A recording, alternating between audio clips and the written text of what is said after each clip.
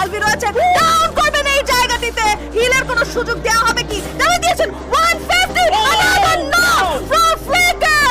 Monster 7 elimination back to back knocks, and right now the last player from CR7 1 against 4. I guess আমরা চ্যাম্পিয়নের খুবই কাছাকাছি খুঁজে পেতে পারি এবার চ্যাম্পিয়ন।